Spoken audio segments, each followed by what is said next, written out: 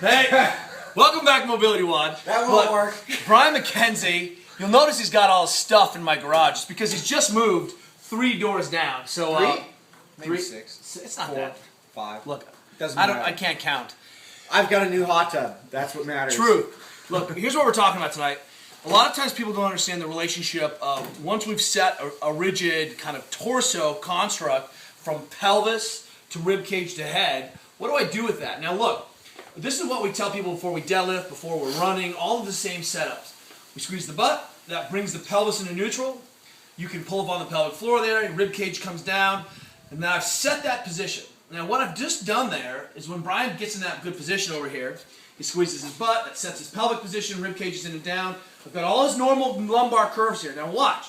The problem with this by itself is that Brian has to walk around in the universe squeezing his butt, which doesn't work, because he's using this forward-backwards model to put the pelvis into position and then matching the rib cage on top. The problem is now, if I imagine his femurs as basically these kind of, sticks with the heads on like this, then his pelvis is just balancing back and forth over this. So he sets, check, and then I've got this large mass that balances back and forth, which is never going to work. And this is what ends up happening.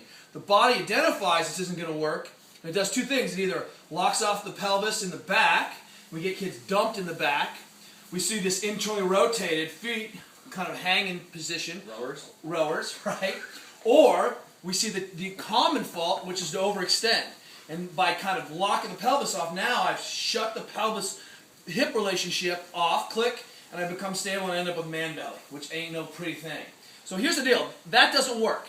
So I always have to understand that I squeeze my butt, set the pelvis. Now the second aspect of this, and this is a key idea, is that I have to create torsion. And it's that torsion force. It's me screwing my feet into the ground that unloads the back. Now if you do this at home, squeeze your butt as hard as you can, belly tight as hard as you can, and then screw your feet into the ground, create as much torsion, you're going to see that unloads your back. You feel that?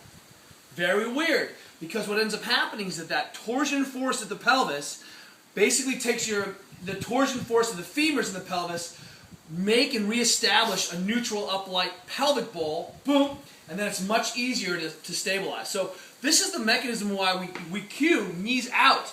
The knees out torqueness keeps the torso upright. So as you're standing around, it's a real error that we make all the time where people are like, oh, don't squeeze your butt all the time. That's true. That's a bad habit. The second component, or the kind of finishing the thought idea, is you need to create a little torsion. Now here's the deal. We teach this to our 5-year-olds in our gym all the time. Very complex concepts, right? We just give them a whack in the belly. He was good to go.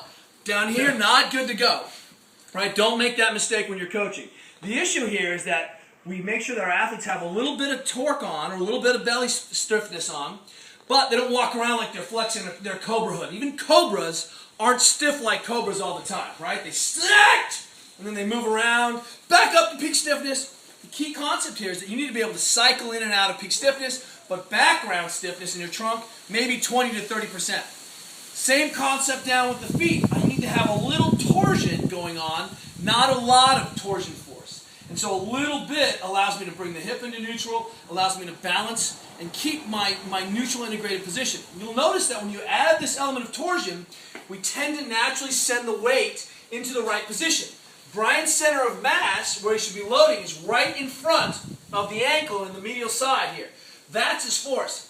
We tell people all the time to load to their heels, and what ends up happening is that if you squeeze your butt, belly tight, load your heels, you'll fall backwards because that's where your weight is. So what ends up happening is that athletes feel like they need to have their weight on their heels, they squeeze their butt, and because their weight is backwards, they'll come forward with their pelvis and hang out overextended. So, squeeze your butt, set your belly, 20%, slight torsion into the ground, creates a stabilizing force through the pelvis, and helps you to anchor. This is why you got to have your big toe on the ground to keep that center of mass, so that you're balanced over this thing they call the arch, right? Not the back of the arch, doing 3-wheel gangsta motion, high fio, but really trying to keep integrated so you can keep that torsion. First ideal relationship, my wife's rolling her eyes. What? I can't ghost ride my whip? What are you talking about? Dude, I'm like 10 miles from Oakland. You're killing me. You got 10 seconds. Look at that whip. You have 10 seconds left. So the issue here is, part one of this is how to understand the relationship of torsion as it relates to maintaining upright torso, and this neutral relationship, the relationship between setting a stable platform so I can create torque, and then creating torque so I can maintain a stable platform. Brian McKenzie? Ish. See you tomorrow. Ish.